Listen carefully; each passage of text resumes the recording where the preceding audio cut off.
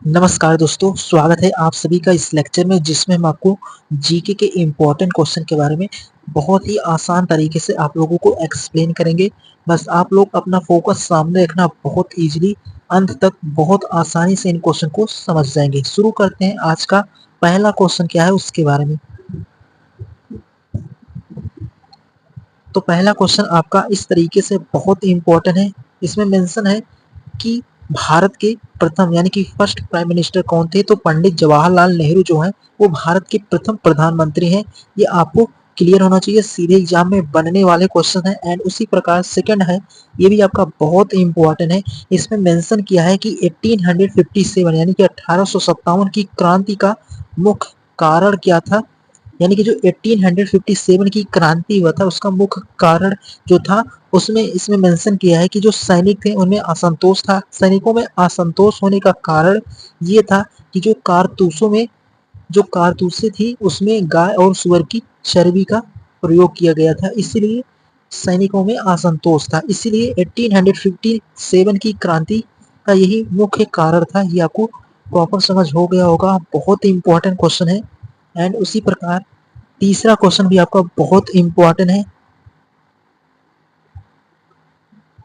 तो इसमें मेंशन है कि महात्मा की उपाधि गांधी को किसने दिया था। यानी कि जो गांधी जी थे उन्हें महात्मा की उपाधि देने वाले जो हैं आपके वो रविन्द्रनाथ टैगोर हैं। ये आपको क्लियर हो गया होगा, बहुत इंपॉर्टेंट है। तो इस तरीके से इम्पॉर्टेंट क्वेश्चन को आप बहुत इजीली समझ गए होंगे, बहुत ही इंपॉर्टेंट है। एंड उसी प्रकार अगले क्वेश्चन के बारे में बात करें तो अगला फोर्थ नंबर क्वेश्चन है, बहुत इंपॉर्टेंट है। इसमें मेंशन किया है इस तरीके से। तो इसमें पूछ रहा है आपसे कि सुभाष चंद्र बोस ने आजाद हिंद फौज कब बनाई थी। यानी कि जो सुभाष चंद्र बोस थे उन्होंने आजाद हिंद फौज को कब बनाया था। तो 1942 में। ये भी आपको प्रॉपर समझ हो गया होगा, बहुत इंपॉर्टेंट है। तो उम्मीद करता हूँ अगर आपका फोकस सामने रहेगा तो बहुत इजीली इन क्वेश्चन को भी आप समझ जाएंगे। एंड बढ़ते हैं अगले क्वेश्चन के बारे में। उसके बाद पांचवा क्वेश्चन आपका बहुत इंपॉर्टेंट है। इसमें मेंशन है इस तरीके से। तो इसमें पूछ रहा है आपसे कि ताजमहल का निर्माण किसने करवाया था। तो ताजमहल का जो निर्माण करवाए थे वो आपके शाहजहां थे। ये आपको प्रॉपर समझ होना चाहिए, बहुत इंपॉर्टेंट है। एंड उसी प्रकार छठवां क्वेश्चन है आपका, बहुत इंपॉर्टेंट है। तो 6 नंबर मेंशन है कि अशोक किस वंश का शासक था। तो जो अशोक सम्राट थे वो मौर्य वंश के शासक हैं। ये आपको क्लियर हो गया होगा। इस तरीके से ये भी क्वेश्चन आपको बहुत इजीली समझ में आ गए होंगे। तो उम्मीद करता हूँ आप इन 6 क्वेश्चन को बहुत आसानी से समझ गए होंगे, बहुत इंपॉर्टेंट है। किसी भी प्रीवियस ईयर एग्जाम को आप देखेंगे तो आपको फुल क्लियरिटी आ जाएगी। इसी लेवल के आप लोगों के एग्जाम में क्वेश्चंस मेंशन होते हैं, तो इनके बारे में आपको प्रॉपर समझ होना चाहिए। अगर आपका फोकस सामने रहेगा तो आप बहुत इजीली इन क्वेश्चन को समझ पाएंगे। एंड उसी प्रकार अगले क्वेश्चन के बारे में बात करें तो अगला क्वेश्चन आपका बहुत ही इंपॉर्टेंट है। तो अगला क्वेश्चन आपका 7th है। इसमें मेंशन है, बहुत इंपॉर्टेंट है। इसमें मेंशन है कि महात्मा गांधी का जन्म कहाँ हुआ था। तो महात्मा गांधी जी जो थे उनका जो जन्म स्थान है वो गुजरात राज्य में हुआ था।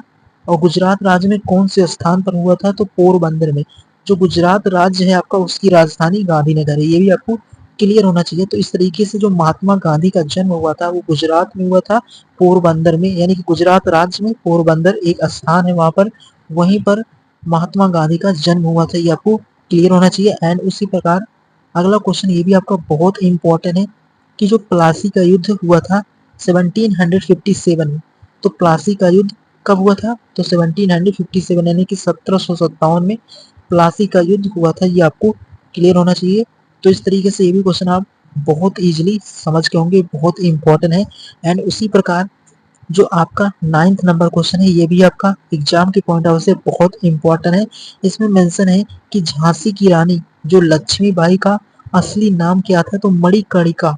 ये आपको क्लियर होना चाहिए, बहुत इंपॉर्टेंट है। एंड उसी प्रकार इस तरीके से आप इन क्वेश्चन को भी बहुत इजीली समझ गए होंगे, बहुत इंपॉर्टेंट है। एंड उसी प्रकार अगले क्वेश्चन के बारे में बात करें तो अगला क्वेश्चन आपका बहुत इंपॉर्टेंट है। तो इसमें मेंशन है 10th नंबर क्वेश्चन है। तो इसमें मेंशन है कि दिल्ली का लाल किला किसने बनवाया। तो दिल्ली का जो लाल किला बनवाने वाले हैं वो शाहजहां है। ये आपको क्लियर होना चाहिए। एंड उसी प्रकार 11th नंबर क्वेश्चन जो है वो बहुत इंपॉर्टेंट है कि प्रथम स्वतंत्रता संग्राम किस वर्ष हुआ, तो 1857 यानी कि 1857 में प्रथम स्वतंत्रता संग्राम हुआ था। ये आपको क्लियर होना चाहिए, बहुत इंपॉर्टेंट है। सीधे एग्जाम के पॉइंट ऑफ व्यू से ये क्वेश्चंस बहुत इंपॉर्टेंट है। अगर आप किसी भी प्रीवियस ईयर एग्जाम को उठाएंगे तो आपको वहां पर जरूर मेंशन होंगे इस तरीके के क्वेश्चन। तो फोकस अपना सामने रखना, आप किसी भी एग्जाम की तैयारी कर रहे हैं, आपको एग्जाम नहीं देखना, आपको केवल देखना है सब्जेक्ट। अगर आपके सिलेबस में जीके है तो आपके लिए क्लास इंपॉर्टेंट है। फोकस आप हमेशा हर एक सब्जेक्ट में फोकस आपका सामने रहता है तो बहुत इजीली आप उस टॉपिक को समझ पाते हैं, आपको फुल क्लियरिटी होगी। अगर आप फोकस से किसी भी टॉपिक को समझते हैं तो बहुत लंबे समय तक उनको याद रख सकते हैं, क्योंकि अगर आपको लंबे समय तक याद रहेगा तभी आप एग्जाम में बनने वाले क्वेश्चन को कर पाएंगे। एंड उसी प्रकार 12वां क्वेश्चन आपका बहुत इंपॉर्टेंट है। इसमें मेंशन है कि भारत छोड़ो आंदोलन कब हुआ था, तो 1942 में भारत छोड़ो आंदोलन शुरू हुआ था। ये आपको क्लियर हो गया होगा, बहुत इंपॉर्टेंट है। एंड उसी प्रकार अगले क्वेश्चन के बारे में बात करें तो अगला क्वेश्चन भी आपका बहुत इंपॉर्टेंट है। तो अगला क्वेश्चन आपका था 13 नंबर क्वेश्चन। इसमें बोल रहा है कि जो नेपोलियन बोनापार्ट किस देश का शासक था, तो फ्रांस का। भी आपको क्लियर होना चाहिए, बहुत इंपॉर्टेंट था एग्जाम के पॉइंट ऑफ से। उसी प्रकार 14 नंबर है, इसमें मेंशन है कि जो भारत का संविधान कब लागू हुआ था, तो 26 जनवरी 1950 यानी कि 26 जनवरी 1950 को भारत का संविधान लागू हुआ था। ये आपको क्लियर होना चाहिए।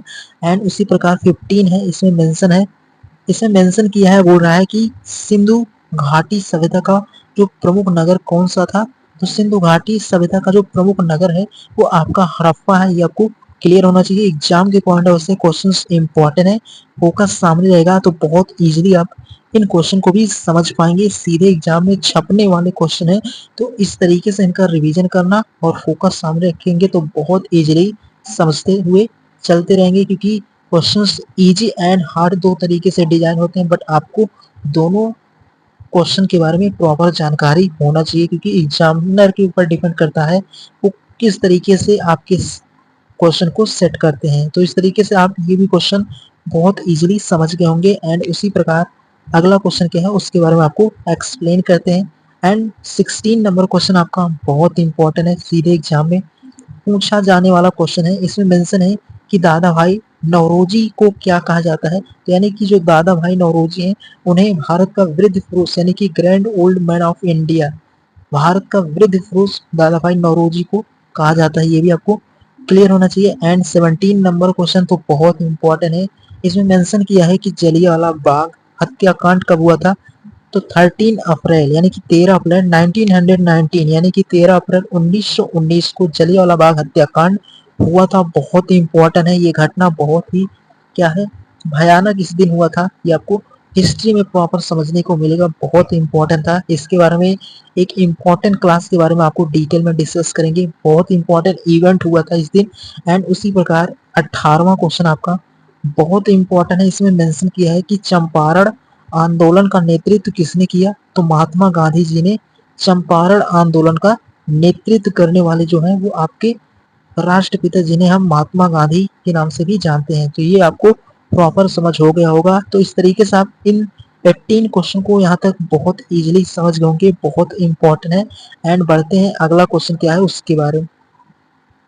एंड 19 नंबर क्वेश्चन भी आपका बहुत ही इंपॉर्टेंट है, इसमें मेंशन है कि वंदे मातरम गीत किसने लिखा, तो बंकिम चंद्र चट्टोपाध्याय इन्होंने ही वंदे मातरम गीत को लिखा था। ये आपको क्लियर होना चाहिए। एंड 20 नंबर क्वेश्चन के बारे में बात करें तो इसमें मेंशन है कि जो आर्य समाज की स्थापना किसने किया था, तो स्वामी दयानंद सरस्वती ने आर्य समाज की स्थापना किया था। ये आपको क्लियर होना चाहिए, बहुत इंपॉर्टेंट है। 21 है, इसमें मेंशन है, ये तो एग्जाम के पॉइंट ऑफ से और इम्पोर्टेंट है।